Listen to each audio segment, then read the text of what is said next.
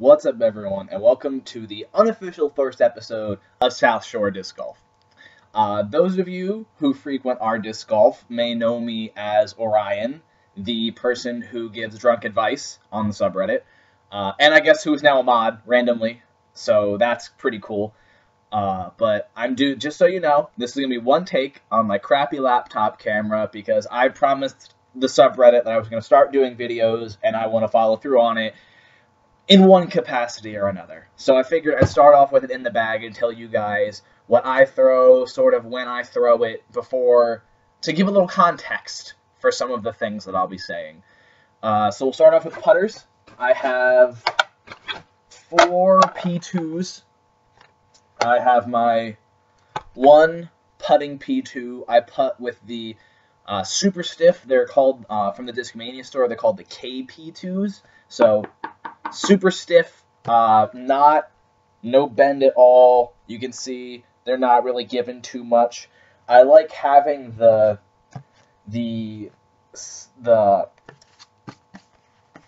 I guess it's lack of grip, because I don't like when the disc sticks to my hand when it's coming out for a putt. I want to make sure that if I'm going to putt, the only thing that's going to mess me up is me. I want feedback, so that I don't have to worry about, oh, the disc stuck to my thumb because I'm putting with a classic soft judge. If you putt, well, that's fine if you like that, but for me, not my thing. And I have 2 also KP2 P2s. They're P-line, but they slightly different beat-in levels. The drawback of having 2 identical discs is that you have to make sure that you're throwing the correct one, or else you're going to get in some shitty situations.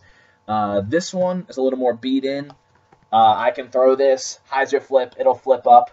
I can throw it on an Annie. I can throw it with more touch, a little less power, have it fade out. I won't have to worry about it hyzering out as hard. I like throwing this for Annie forehands. If I have a gap I want to get through that I don't have to worry about as much. And then this one, not quite beat-in yet. It won't quite flip. It'll hold an Annie because it's a putter and it's not super stable. If I force it on one, it'll hold it. But it'll fight it a little bit. Whereas this one, if I throw it on an Annie, it's gone. If I miss my shot, it's not coming back. And I'm deep in woods and I've got, some dumb shit out of it. And this one is a 3X Paul McBeth P2. But got my own sweet little stamp. Die, technically. Shout out to 777 Customs on Facebook. That guy is unreal. But this one, quick aside, people, they look for overstable putters, right? And those are good things to have. The Yokerai, Sinus, however you want to say it, Rhino, Pig, they're good, but for me, I don't throw anything like that, because for me, it kind of is an antithesis to what you want a putter to be. I have this P2, and it is plenty overstable if I power down a little bit.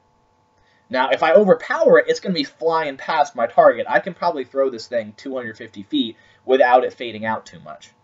And if I only want to throw 150, 175 feet, I have to consciously take a little juice off it, or else I'll be flying past it. And I guess that's a personal playing decision more than anything else.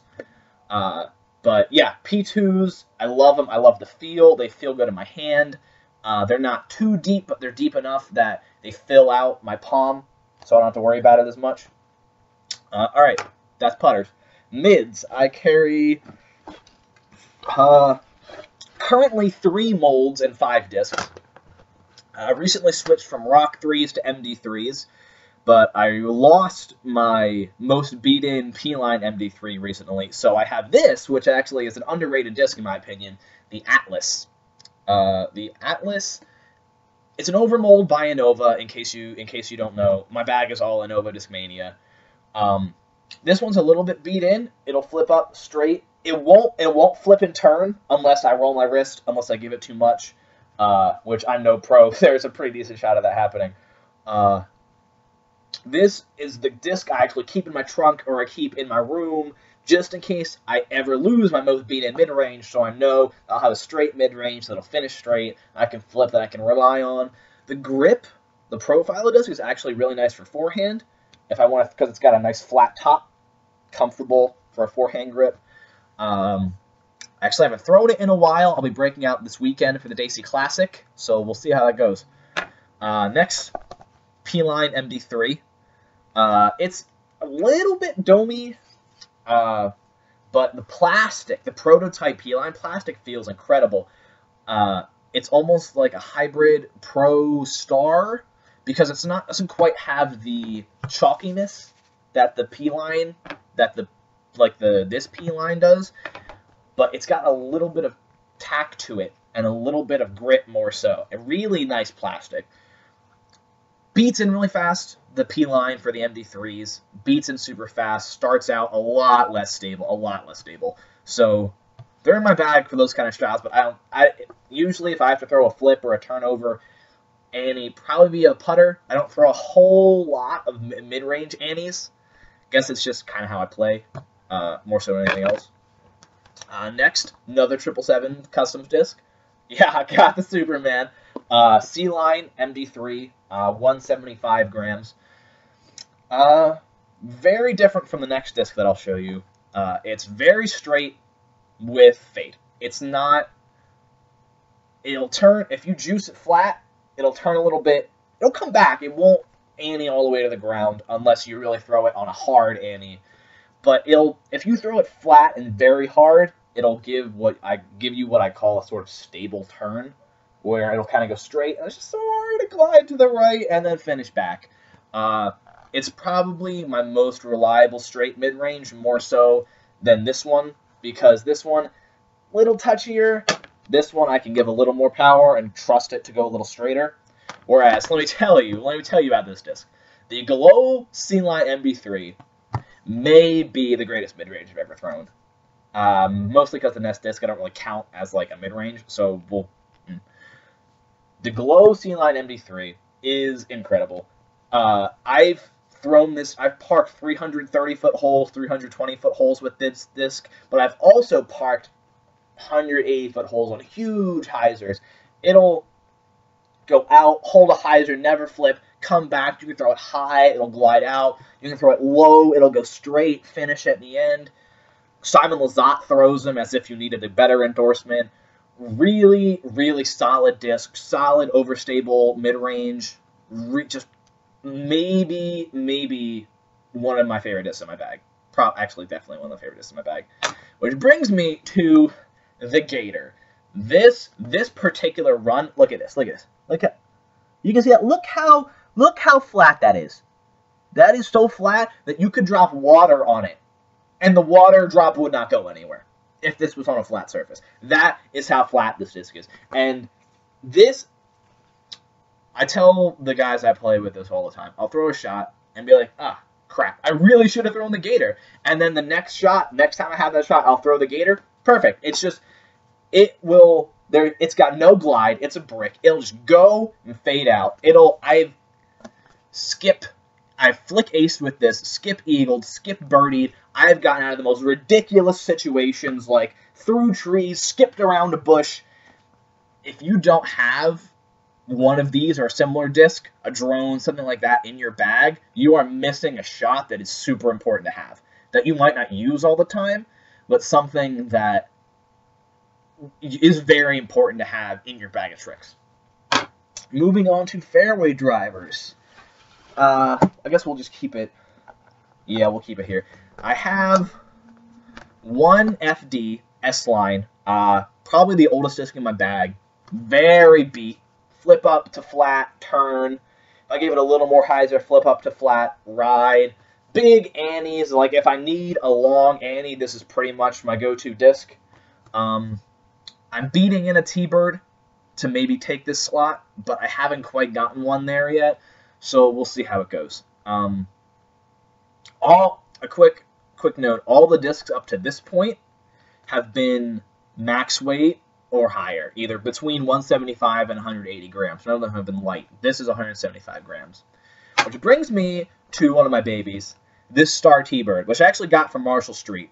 170 grams. This thing, sometimes I throw this and I think, wow, that went farther than it should have gone. I've thrown this thing 350 feet. I can't do that every time, but it's 170 grams. It's A T-bird, just ride straight. If you give it a little height, ride straight, glide, come out. It's one of my go-to discs. If I have a straight shot, probably a T-bird. If I have a slight hyzer, probably a T-bird, at least in, the 350 foot range. Unless it's like a big hyzer, then I'll disc up. But Star T-bird, I mean, you've heard everyone say it at this point. You don't need me to tell you again, even though I am. Great disc. Then I have two Brinsters. I really like the Brinster T-birds for the added stability. I have this one pre-USDGC double misprint, which I like a lot. It's taken a lot more abuse than the other one, so it's definitely, if I release it on a hyzer, it's not coming up. It'll still hold the hyzer, but if I release it flat, it's just going to go straight and flat and just hook up at the end. And that's another quick aside. That's an important shot that I think a lot of people undervalue. Especially on tunnel shots. Somebody will say, oh, and this is a style thing, maybe more so than anything else, but, oh, I'm going to hyzer flip something. Sometimes you want to throw a disc that you know is not going to turn over, and maybe it'll fade out in the end, and maybe you throw it a little lower to compensate for that, but you know that it's going to ride straight, it's not going to flip, it's not going to turn, but you know you're going to get that straight flight out of it. And I think that's a huge shot that a lot of people overlook in those situations. Then this is basically a new Brinster. I mean, it's beefy. These are both max weight. I want them to be overstable, so I'm not as worried as much about the weight. But it's beefy. It feels really good in your hand. It's the new Tour series. Great. The Jolly Launcher plastic is awesome. Great discs. I mean, like, just dependable hyzer fairways. I mean, you can't ask for more. And then we'll go control drivers, I guess, if that's a category. I have missing one of my super important discs that I'll get to later. 2 Firebirds and 2 PDs. I used to throw Thunderbirds. They kind of got to a point where I wasn't getting what I wanted out of them. So here I am. I have one of the new MAT 175 Sexton Firebirds. Really, really nice plastic. It's almost you can see it's super gummy, like really, really bendy.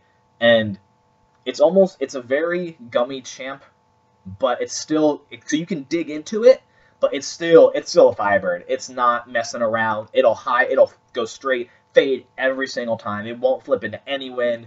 Forehand, backhand, hyzer. If you flex it, it'll come back every time. I mean, it's a Firebird, and it's a nice Firebird.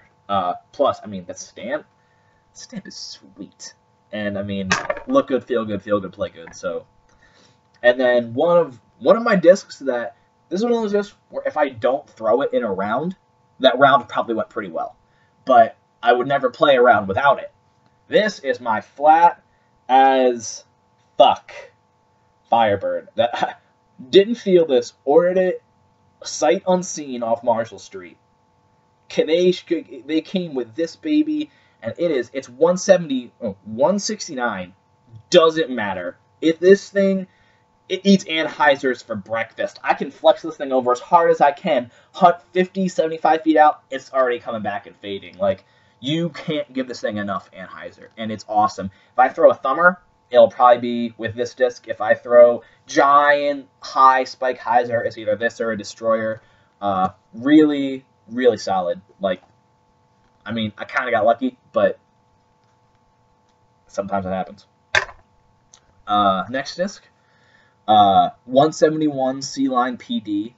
It's got that contest stamp that Discmania did a while ago. It was nice. So, I was like, oh, unique stamp, cool. Really, really nice flight out of this. The heavier PDs, I would call them longer Eagles or longer. They're more overstable. The 171 PD, is the flight I wanted out of the Thunderbird, and I think this might be my fault for not managing my expectations. But this disc, forehand, backhand, you get a nice rip on it. It won't turn. It'll just go straight. And you're seeing that sort of theme in a lot of my disc picks, and the reason for that is that I played Ultimate for a long time. I have a pretty good forehand. So if I need something to go right, 75% of the time, I'm probably throwing a forehand. So I don't bag a ton of understable discs, but it's something that you've got to have. So I have them, and it's important to learn that shot, to learn forehand, to learn anhyzers, because there's going to be a situation where you have to throw a forehand or you have to throw an anhyzer from one reason or another. So you've got to have that shot, that disc in your bag.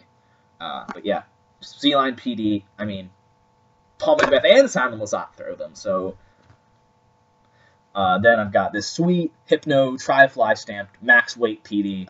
This is pretty much just my windy day PD. If the 171 isn't going to cut it into a headwind, I've got the 175. Fades out a little harder, doesn't go quite as far. Pretty simple stuff. And the disc I'm missing, which was claimed on the course that I'm playing on Sunday, was a 171 gram C-Line CD2, which is one of my understable discs. Super good disc out of the box. Lighter weight especially. It'll flip up, ride straight. I've thrown that thing 400 feet. It is real. It's nothing fancy. It's not a fancy disc. It'll gives you control, straight, and hyzers. If you power it down, it'll stay on a hyzer. Really good flight out of the box, which is a good thing to have sometimes. And then got not as many destroyers as I'd like at the moment. I've got 4 destroyers. I lost my favorite flippy destroyer. Super sad about that, but such is disc golf. Got my sweet Squirrel Squad destroyer. Definitely the flippiest one I have. I can throw this thing hyzer, it'll flip up. I can throw an Annie with it, it'll fade out at the very end. If I power it down, nice straight flight, nice low. If I like a low shot I need to hit, power it down, hit it low. Really good disc.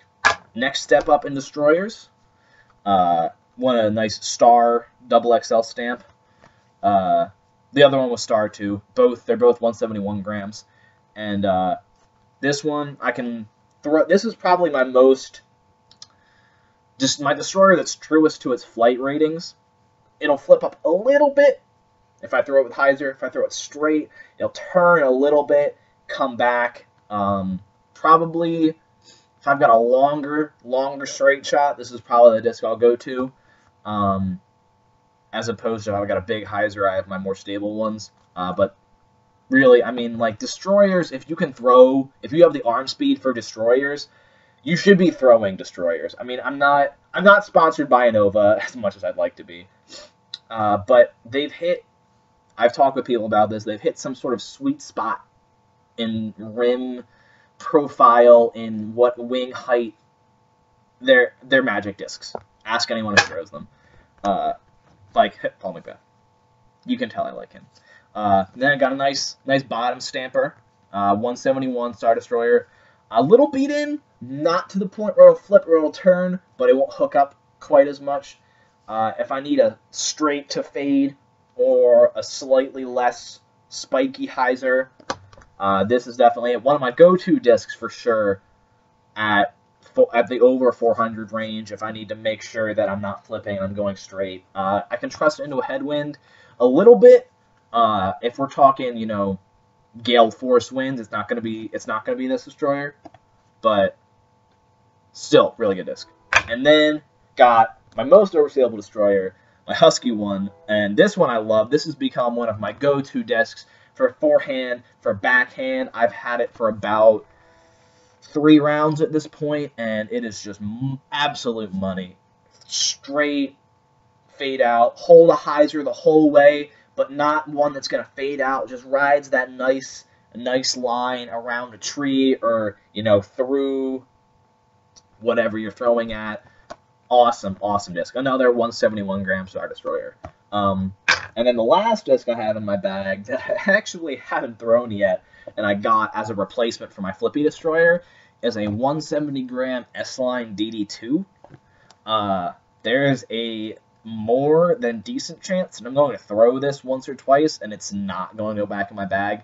But right now, it's a little domey. I don't know. I've never bagged a disc over 12 speed, because destroyers were usually enough. But like I was saying with the CD2, sometimes you want a disc that out of the box is going to give you the flight pattern you want, just so you have a backup, just in case. Like the Atlas is a backup for my Beat Rocks, or Beat MB3s. But really, I honestly don't know how this is going to fly.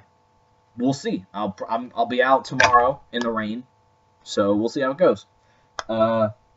If we're talking other random stuff in my bag, got all my bag tags. Probably can't see these, but I got Borland, I got the grip one, a bunch of local ones. I've got towels.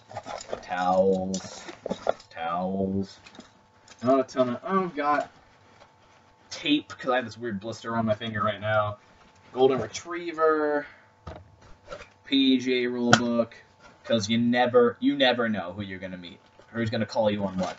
Cliff Bar, bug spray, because you got it. The last thing you want is bugs around you while you're putting. Minis, gotta have at least 2 minis. You never know. And then, what the hell? That's an empty Brooks Bay container.